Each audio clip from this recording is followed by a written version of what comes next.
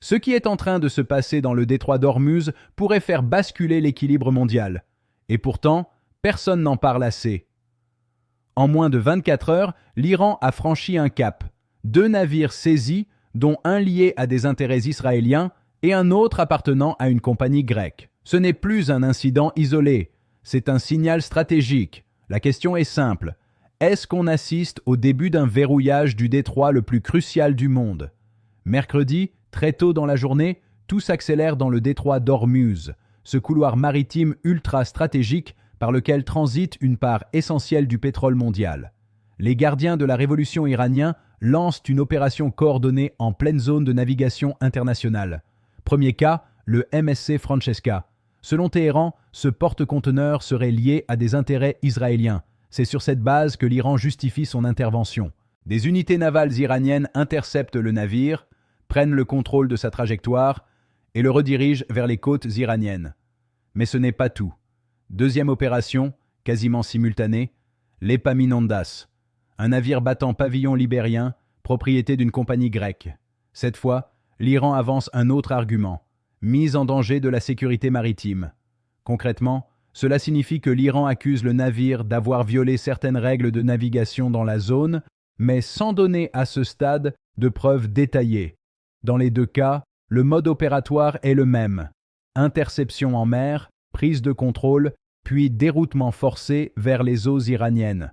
Ce qui est important ici, ce n'est pas seulement la saisie en elle-même, c'est la manière dont elle est réalisée. On n'est pas dans une opération discrète ou ambiguë. L'Iran communique, revendique et assume publiquement ses actions.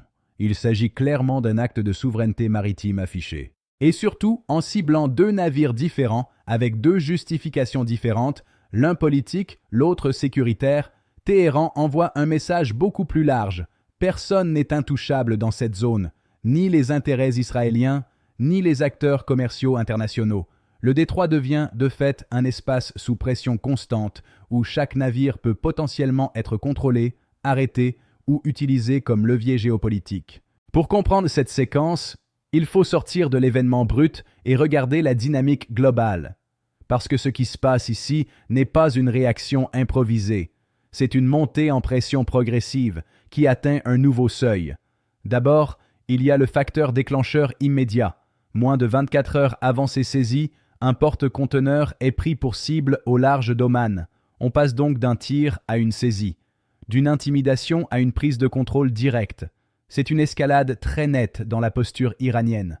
Ensuite, il y a le conflit indirect avec Israël. Depuis plusieurs mois, les 2 pays s'affrontent sans confrontation directe massive, mais à travers des opérations ciblées, frappes, sabotages, cyberattaques et désormais actions maritimes. La mer devient un nouveau terrain d'expression de ce rapport de force. Et en visant un navire présenté comme lié à Israël, Téhéran envoie un message stratégique. Même en dehors du territoire, les intérêts israéliens restent exposés.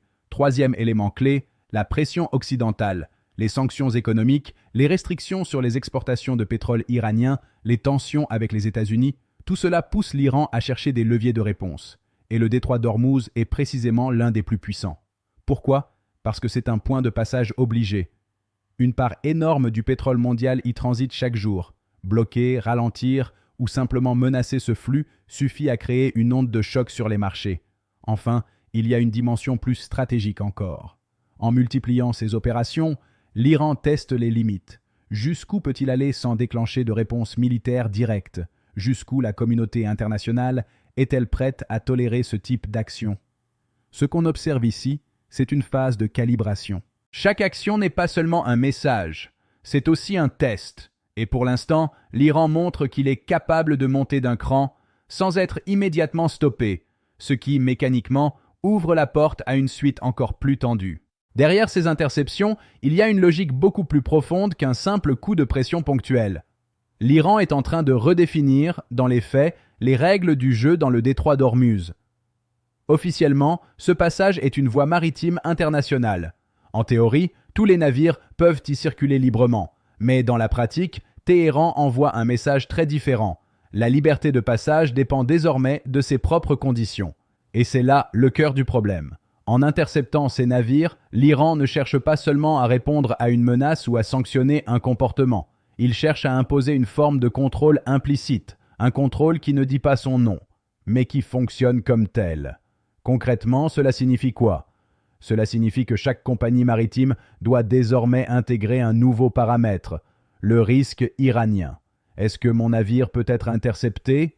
Est-ce que ma cargaison peut être bloquée? Est-ce que je dois négocier, éviter certaines routes ou modifier mes itinéraires? Et dès que ces questions apparaissent, le rapport de force change. Parce que même sans bloquer officiellement le détroit, l'Iran peut en perturber le fonctionnement. Et cette perturbation suffit. Elle fait monter les primes d'assurance. Elle ralentit le trafic. Elle crée de l'incertitude sur les livraisons. Et derrière, ce sont les marchés mondiaux qui réagissent. Le pétrole, le gaz, les chaînes d'approvisionnement. Tout devient plus fragile. Mais il y a aussi un message politique très clair. L'Iran montre qu'il peut agir seul, sans attendre une confrontation directe avec une coalition internationale. Il teste une forme de domination asymétrique, utiliser la géographie, la pression ciblée et l'imprévisibilité pour peser face à des acteurs plus puissants. Et surtout, il envoie un avertissement global. Ce n'est pas seulement Israël qui est visé. Ce ne sont pas seulement quelques navires. C'est l'ensemble du système qui dépend de cette route maritime. Autrement dit, l'Iran dit au monde, si vous nous isolez, nous pouvons perturber ce qui vous relie. Et dans un contexte déjà tendu, ce type de levier est extrêmement puissant, parce qu'il ne déclenche pas forcément une guerre immédiate, mais il installe une instabilité permanente beaucoup plus difficile à contenir. À ce stade, on entre dans une zone d'incertitude totale, parce que ce type d'action ne reste jamais sans conséquences. La seule inconnue, c'est la nature de la réponse, et son timing. Premier scénario, personne ne réagit frontalement. Dans ce cas, l'Iran consolide progressivement sa position.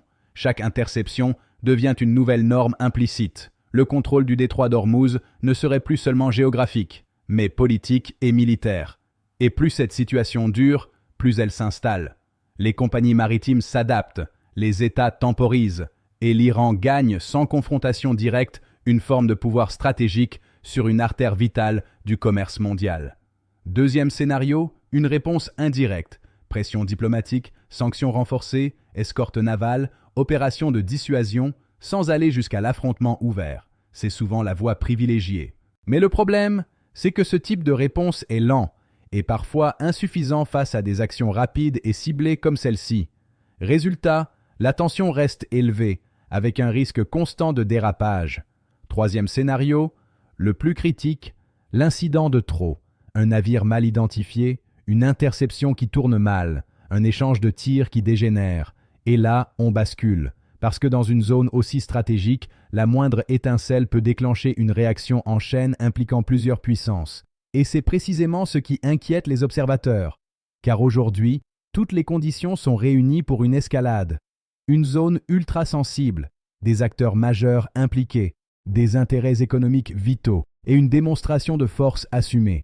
Ce qu'il faut retenir, c'est que cette séquence n'est probablement pas un point final. C'est un point de départ, un test grandeur nature de la réaction internationale. Et dans ce type de situation, le vrai danger n'est pas toujours l'action elle-même, mais la manière dont le monde choisit d'y répondre, ou de ne pas y répondre.